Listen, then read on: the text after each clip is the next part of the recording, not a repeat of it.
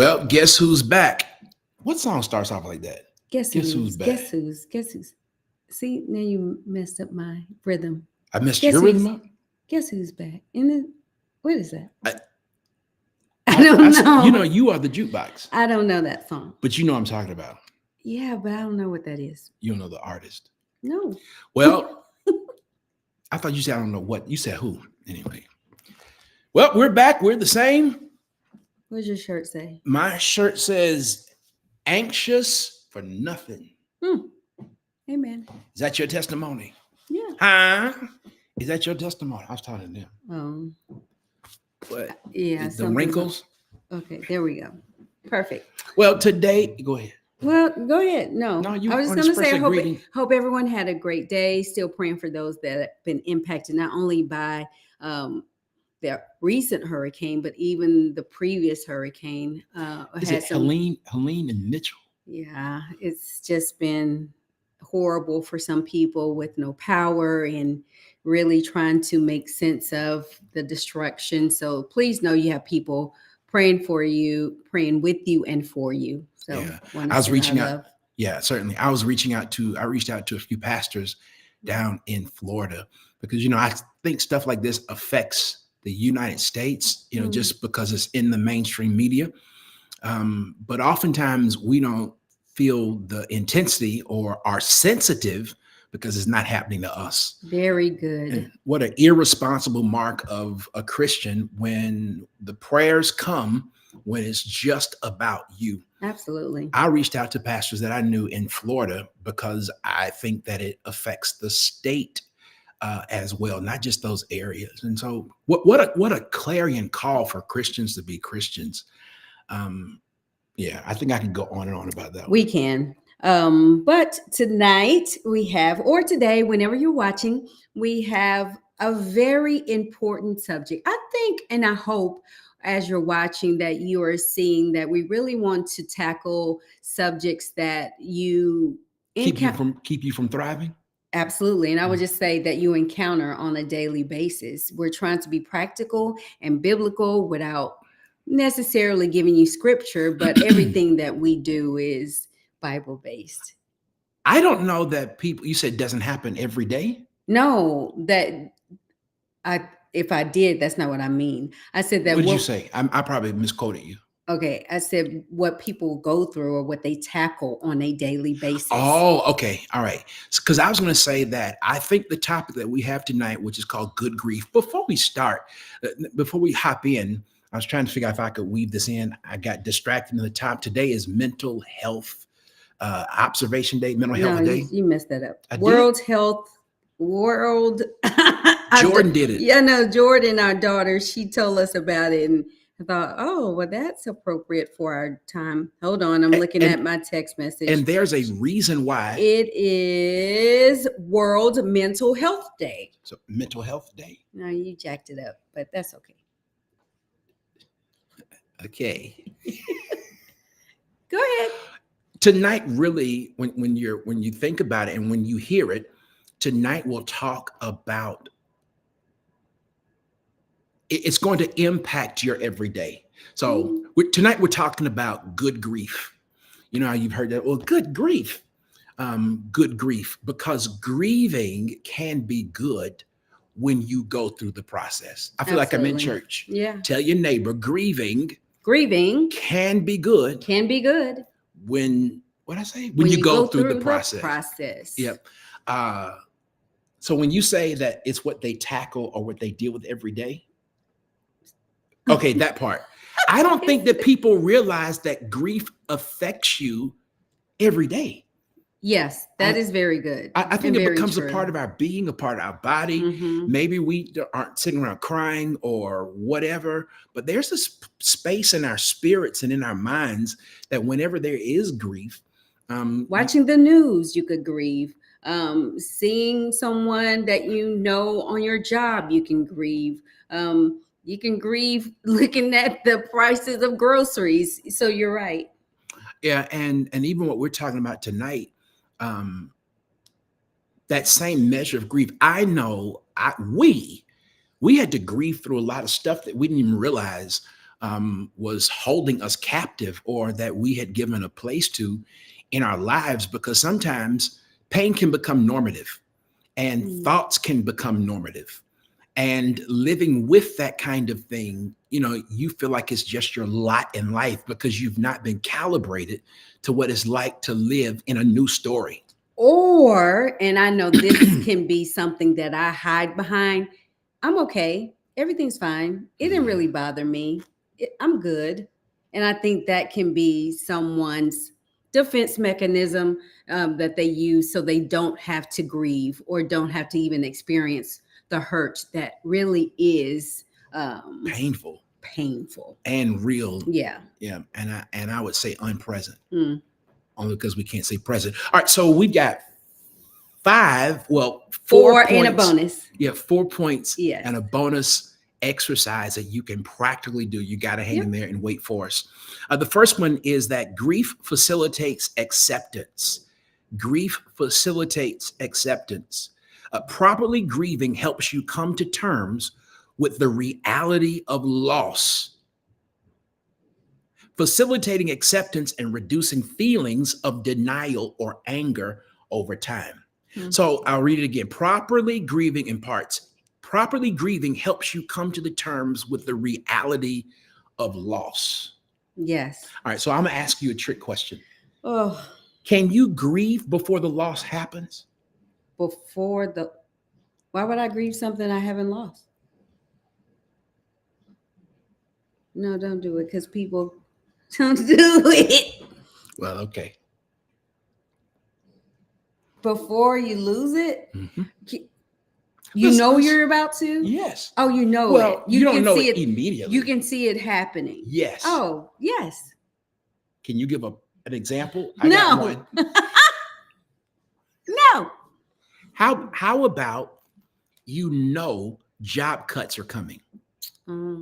You know they're going to take your department off of the payroll, off the books, no longer part of the organization.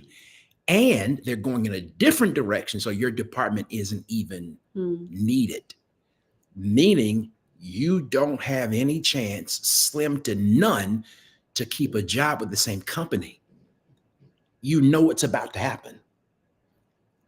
The best way to move through it is not ignoring it and saying, I'll be fine. I'll be fine. I'll be fine. Oh, I'll get work. I'm going to take some time off and live my best life, and whatever your numbing agent is. When you know something big is coming that is going to be at a loss for you. Now keep in mind, it's a loss for you, not what somebody else says is a loss. Absolutely. You might have coworkers like, I ain't like this job, no way. And plus I've been interviewing and I got a third interview I'm going back to. It's how it registers. How it's ready. I know that there's some things that we have had to grieve with each other, which meant that the other had to let the other grieve. So if it was something that was in me. Oh, yes. And I'm like, oh, well, it is what it is. But I really meant that. Like, it didn't hit me the way it hit him. It's unfair for me to not allow him to be sad about it, to grieve about it, to process it, to talk through it. Is that what you mean? Yes, but I want to clarify something you just said. Okay. She is not flippant like that. Well, yeah. Well, that's what you just said. And my wife is one of the softest, most gentle, shoot it straight at you, polite people that there are. And that's important when someone is grieving, that you understand that you may not understand in order for them to get through their matter. That's first one. All right, here's mine. Grieving, I understand we're talking about properly grieving. So that's just really, it really is. Grief is saying what is happening hurts. Ooh. Yep. That was fresh. That is. I mean, so it's so accurate. simple, but isn't it? Pinpoint with precision. Right? Say it again. Grieving is what is happening hurts. Or what has happened. Yeah. Hurts. Now, notice we did not say what is happening hurts and other people will understand. No. If it hurt you, it hurt you. It's not for someone else to understand, or you have to explain why it hurt. I hope you're seeing the need to promote your own selfishness, because really in this case it's not selfishness. It might look like it. This is really self-care. This is you positioning yourself for what you need for you to be where God is taking you. And grieving is thriving because you are saying, let me slow down. Let me love on myself enough to say, ouch, I'm hurting. So my first point was that grieving, it promotes healing. Mhm. And whenever you heal in an area, Yeah. you can begin to thrive in that area. And sometimes grief will make you feel like you are drowning. It is so it's yucky. You know, I really believe, well, my hope and my prayer is two things. I really believe that this is already landing with somebody's. But I also really believe that there will be others that hear this or come along and hear it later, that this will resonate and land deeply with, because we have just learned to cover it up, to keep going, White knuckle it. and take care of everybody else but ourselves. Absolutely. And so we feel like if I stop to think about this thing, I am going to come undone. Wow. All right, here's mine. Yep. So number 2, it's grieving. You said it was actually, yours was acceptance. Mine is promoting healing. You know what? Yeah.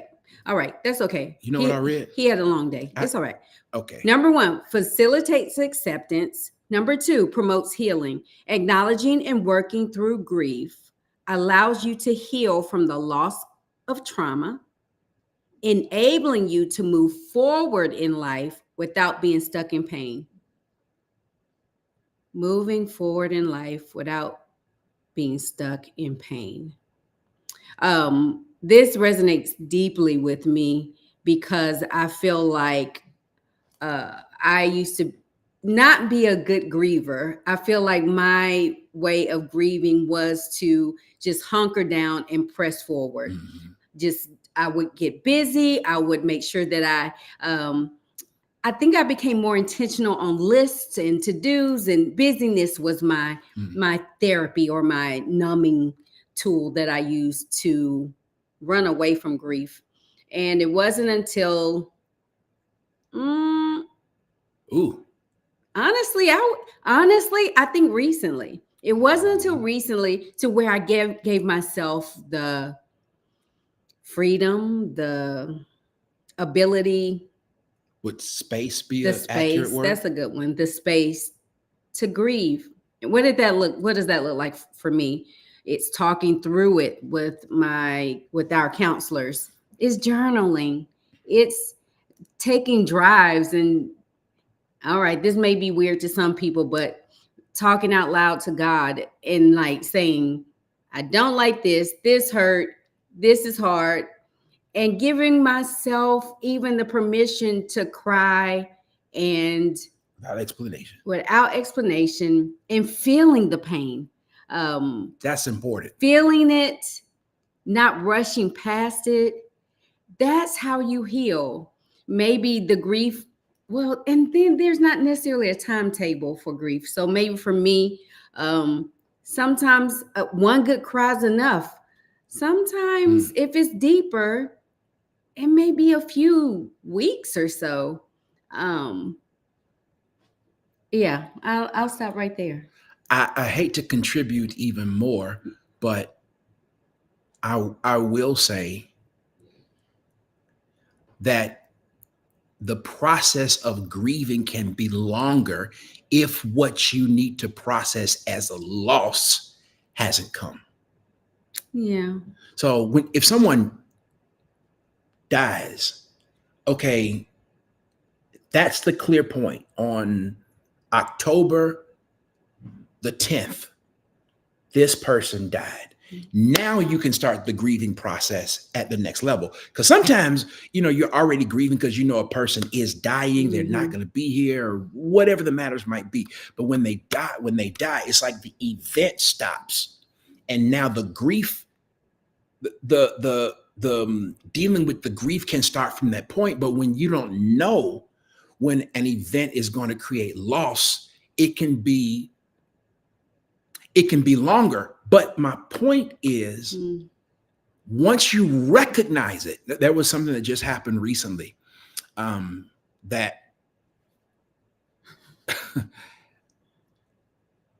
that kind of hit me, and I realized that, okay, I gotta grieve this thing. Let me go on and move to my next one. We said we I'm were getting all. I I'm know. getting all, I know I'm you getting are all getting emotional. intentional. I know, but we say we don't want to lose people, so we try to keep All right, it. so here's something funny. So I'm not being rude. No. We really try When to I- keep it when I succinct. when I get off topic and I stay there too long, she'll under the thing where y'all can't see, she'll be like, I know that means wrap it up. So this time, as I'm about to go somewhere, my emotions are going. No. She puts her hand down and she does like this. I was like, because I feel bad. I know she didn't like, want to do like this. So she was like, I told you she's the sweetest, most gentle thing. All right, so I'm gonna move past this one. When I read this, I read it incorrectly. The way it read was grief prevents mental health issues. That's the way it is to read. I read it that grief prevents mood issues. It's both. It is both. It's both. When you grieve something, so the health comes when there isn't. The health comes when what was dragging on you and pulling on you isn't there anymore. That's what promotes the health. And you know what? Grief can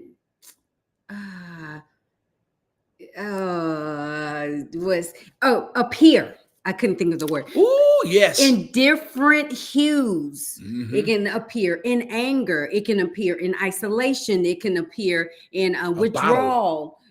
Yes. So there are different dynamics of grief. When you become aware of yourself, you can move through grief more easily. So yesterday was our therapy session, and some got bumped in me that I didn't realize. And as soon as we got off of our session, I said, baby, I'm raw. I need to be left alone. And she did. But in that, she also took care of herself.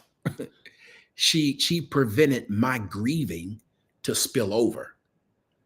And it wasn't until a little bit earlier today that things begin to kind of settle in, and I have words for it. So again, it should have read, grief prevents mental health issues. So much more we could say there.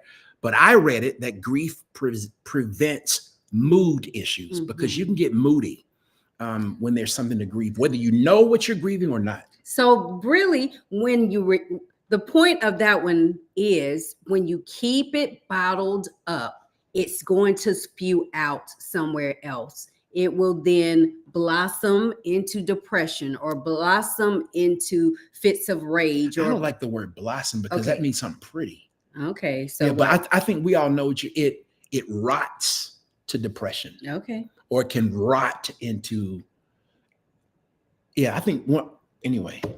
Because that's how my it's made point me was feel. Just growing. Yes. Like it grows, it erupts. How about erupts? Okay. It all erupts. Right. I don't want to take your word from you, but the point is, when you don't grieve, expect it to come out in somewhere in a detrimental way somewhere else. And usually it's not in the place that you want it to, nor the time that you want it to. Yeah. So it's like, why am I in the bed? Maybe it's something you need to grieve. Why am I eating so much? Maybe it's something you need to grieve. These are different indicators. All right. Number 4 for me, grieving builds resilience. Wow. Going through the grieving process helps develop emotional strength and resilience, better equipping you to handle, future losses or hardships. Just recently, had a interesting communication from a person that I love. Did you think through this? Yes, I did. Or are you making this up? This is real time. It is. And the communication was bizarre and not warm. And I remember feeling like, yuck, that hurt. It made me mad. Where did that come from? I was ready to fight. What did I do?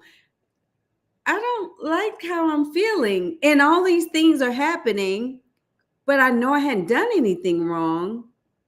And so I'm processing all this stuff. But then when I replied to the person, I replied from a sense of, here's my truth. Resilience. I know I love you. Resilience. I don't know what that was all about. Resilient. And I was able to grieve it, but then it didn't take me out. Why do you think that was the case? Yeah, that's a good question. I don't know if it's because I knew it wasn't true. So there was just Okay. I like, that is not who I am. So I'm not going to come into agreement with that. And so there was just a sense of loving myself and being resilient in loving myself. But I think it was just also like, I went through the process of grief, but I was able to go through it and there was a resolution, honestly. So I respect you Okay. terribly. Yeah. But I think you were able to be resilient in it, Mm-hmm. move through it, process through it, because there's been so much other stuff you've had to grieve. Yeah. And so when you grieve through something, you learn how to let it not take you out. You learn this is actually the best place to give the practical advice, the scenario. Absolutely. Go ahead. Now, I didn't have to grieve that. I had to process through not picking the phone up. Mm-hmm. And she said, anyway, so how do you do this? Because grief is full of emotions. Grief is full of emotions. So part of my mental health journey in January of 2020, I did an inpatient treatment in Seattle, Washington, and they began to unpack a whole bunch of stuff. But one of the classes that we took, one of the sessions or lessons in one of the classes was about how to deal with your emotions. And so one of the prof said, imagine a shotgun house. You're sitting in the den and you're looking at you can see the front door, you can see the back door. He says, let the emotion in at the front door.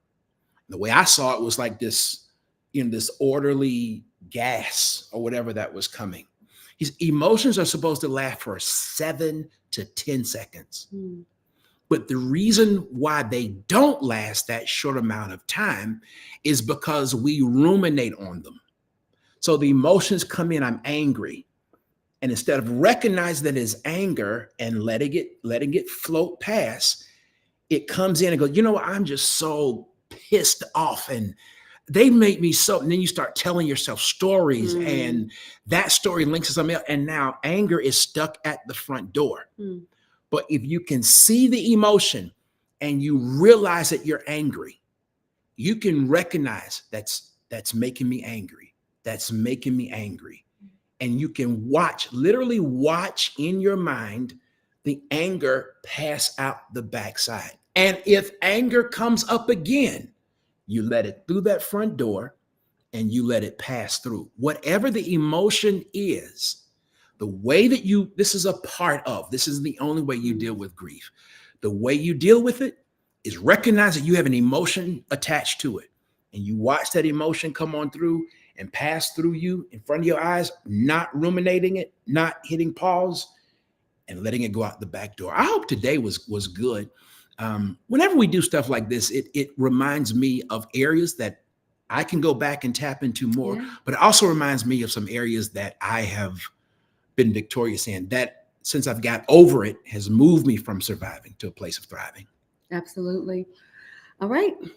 God bless you. God bless you real good. I'm up on Monday. Every Monday is Mental Health Monday. I will see y'all Monday night at 7 p.m. if the Lord say the same. Amen. Have a great weekend, a good weekend, a good Friday, a good Monday.